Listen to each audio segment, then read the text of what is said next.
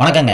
ரோட்ல தெருநாய்ங்க தொல்லை இல்லாம குழந்தைங்களும் வயசான பெரியவங்களும் இனிமேல் தாராளமா நடக்கலாம். இந்த தெருநாய்ங்களால குழந்தைங்க வயசான பெரியவங்க மட்டும் இல்லாம நல்ல ஆரோக்கியமா இருக்கிறவங்க நிறைய பேர் அடி வாங்கி ரேபிஸ் நோய் பாதிச்சு தண்ணியை கண்டா பயந்து சோறு கூட திங்க முடியாம வாயில எச்சில் ஒளிவி நாய் மாதிரியே குறைச்சு மிக கொடூரமா சேர்த்திருக்கிறாங்க. இதை எல்லாத்தையும் பார்த்த சுப்ரீம் கோர்ட் தானாவே கேஸ் எடுத்து விசாரணை நடத்தி தெருநாய்ங்க எல்லாத்தையும் காப்பகத்தில் அடைக்கணும்னு சொல்லி உத்தரவிடுச்சு. இதுக்கு நாய் ஆர்வலர்கள் சமூக ஆர்வலர்கள் எல்லாரும் சேர்ந்து எதிர்ப்பு தெரிவிச்சதால தெருநாய்களை பிடிச்சு கருத்தடை செஞ்சு பிடிச்ச இடத்திலேயே திருப்பி விடணும் அப்படின்னு ஹைகோர்ட் தீர்ப்பை திருப்பி சொல்லிச்சு. ரொம்பவும் ஆக்ரோஷமா வெறி பிடிச்சி ரேபிஸ் பாதிச்ச நாய்களை பிடிச்சி கருத்தடை பண்ணி மறுபடியும் ரோட்ல விடாம காப்பகத்துல மட்டும்தான் விடணும்னு தீர்ப்புல சொல்லியிருக்கு. ஆனாலும் தெருநாய் மேல ரொம்பவும் பாசமா இருக்கிறவங்க அந்த நாய்களை தத்தெடுத்து அந்தந்த மாநகராட்சி நகராட்சி பஞ்சாயத்துல லைசன்ஸ் வாங்கி வீட்டுக்குள்ளேயே வச்சு வளர்த்திக்கலாம்.